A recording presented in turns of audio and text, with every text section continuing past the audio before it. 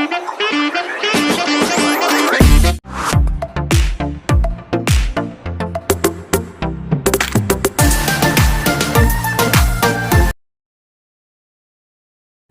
വിദ്യാർത്ഥികൾക്ക് premier ഇൻസ്റ്റിറ്റ്യൂട്ടിൻ്റെ YouTube ക്ലാസ്സുകളിലേക്ക് സ്വാഗതം.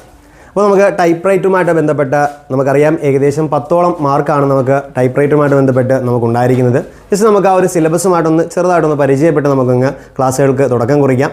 അപ്പോൾ നമുക്കറിയാം ടൈപ്പ് റൈറ്ററിൻ്റെ 10 മാർക്കുകളിൽ ഏറ്റവും ആരംഭം എന്ന് പറയുന്നത് ഹിസ്റ്ററി ഓഫ് എ ടൈപ്പ് റൈറ്ററാണ്.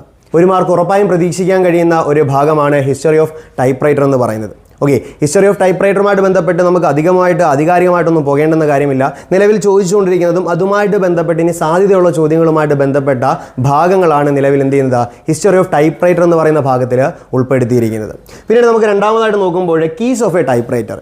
Keys of a type writer എന്ന് പറയുമ്പോൾ നമ്മൾ ഇൻസ്റ്റിറ്റ്യൂഷനിൽ പോയി പഠിച്ച അതേ കീബോർഡ് തന്നെയാണ് എല്ലാ ടൈപ്പ് റൈറ്ററിനും ഉള്ളത്. അതുകൊണ്ട് അധികമായിട്ടുള്ള കീകളോ ഒന്നും തന്നെയില്ല. കീകളുമായിട്ട് ബന്ധപ്പെട്ട പ്രത്യേകതകളും അതിൻ്റെ മെക്കാനിസവും അതുപോലെ തന്നെ ഓരോ കീകളുടെയും വിരലുകൾ ഏത് വിരലുകൾ ഉപയോഗിച്ചാണ് പ്രവർത്തിപ്പിക്കുന്നത് എന്നൊക്കെയുള്ള കുറച്ച് ധാരണകൾ വരുത്തിയാൽ മാത്രം മതി നമുക്ക് കീസ് ഓഫ് എ ടൈപ്പ് റൈറ്ററിൽ നിന്നും ഉറപ്പായും എന്ത് ചെയ്യാൻ കഴിയും, 1 മാർക്ക് സ്കോർ ചെയ്യാനായിട്ട് സാധിക്കുന്നതാണ്. പിന്നീട് വരുന്ന മറ്റൊരു ഭാഗമാണ് parts of a type writer.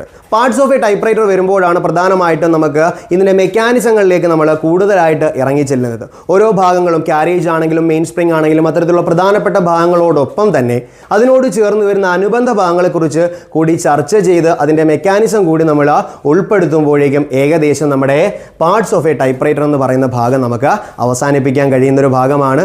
അത്യാവശ്യം കുഴപ്പമില്ലാത്തൊരു ഭാഗം തന്നെയാണ് എന്ത് ചെയ്യുന്നുണ്ട് നമ്മുടെ parts of a type writer എന്ന് പറയുന്നത്. പിന്നീട് വരുന്ന ക്ലീനിങ്ങും അതുപോലെ ഓയിലിംഗ് എന്നൊക്കെ പറയുന്നത് നമുക്ക് റെഗുലറായിട്ട് നമുക്ക് ഓരോ ഭാഗങ്ങളിൽ ഉപയോഗിക്കുന്ന ഒരു 9ഓളം പാർട്സുകൾ അല്ലെങ്കിൽ 9ഓളം ഭാഗങ്ങൾ അല്ലെങ്കിൽ വസ്തുക്കൾ ഉപയോഗിച്ചുകൊണ്ട് നമ്മൾ എന്ത് ചെയ്യുന്നുണ്ട് ടൈപ്പ് റൈറ്ററിനെ മാസങ്ങളിലും അതുപോലെ തന്നെ 2 ആഴ്ചകൾക്കിടയിലൊക്കെ ആയിട്ട് എന്ത് ചെയ്യുന്നുണ്ട് നമ്മൾ വൃത്തിയാക്കാറുണ്ട്. അതുമായിട്ട് ബന്ധപ്പെട്ട വളരെ കുറച്ച് കാര്യങ്ങൾ. ഓക്കെ, പിന്നീട് വരുന്ന മറ്റൊരു ഭാഗമാണ് റോക്കർ മെക്കാനിസം. ഈ റോക്കർ മെക്കാനിസവും ഡോഗ് ബ്ലോക്ക് എന്ന് പറയുന്നത്. ഓക്കെ, ഈ 2 ഭാഗങ്ങളും നമുക്ക് 2 രീതിയിൽ അല്ലെങ്കിൽ റോക്കർ മെക്കാനിസത്തിന് 1 മാർക്ക് എന്ന രൂപത്തിലും ഡോഗ് ബ്ലോക്കിന് മറ്റൊരു മാർക്ക് എന്ന രൂപത്തിലുമാണ് നമുക്ക് ചോദിക്കുന്നത്.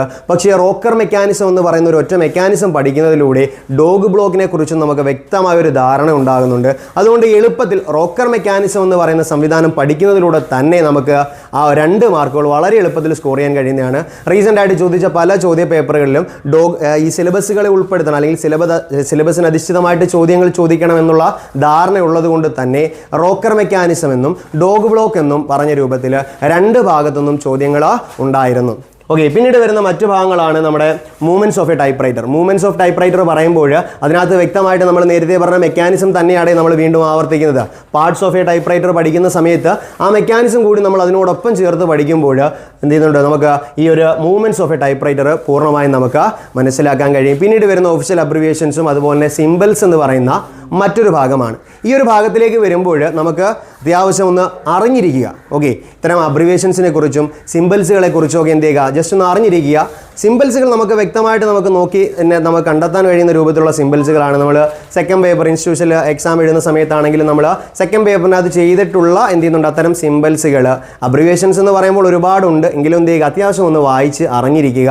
അപ്പോൾ ഇത്രയുമാണ് നമ്മുടെ പ്രധാനമായിട്ടും നമ്മുടെ ടൈപ്പ് റൈറ്ററിൻ്റെ സിലബസ് എന്ന് പറയുന്നത്. അപ്പോൾ ഇത്തരം ഒരു സിലബസുമായിട്ട് നമുക്ക് പ്രീമിയർ ഇൻസ്റ്റിറ്റ്യൂട്ടിൻ്റെ ക്ലാസ്സുകൾ ഇനി തുടർച്ചയായി നമുക്ക് കാണാം. ഓക്കെ, അപ്പോൾ കൂടെ ഉണ്ടാകുമെന്ന ഉറപ്പോടുകൂടി ക്ലാസ്സുകൾ നമ്മൾ ആരംഭിക്കുകയാണ്. അപ്പോൾ അടുത്തടുത്ത ക്ലാസ്സുകളിൽ നമുക്ക് ഇനി കൂടെ ചേരാം.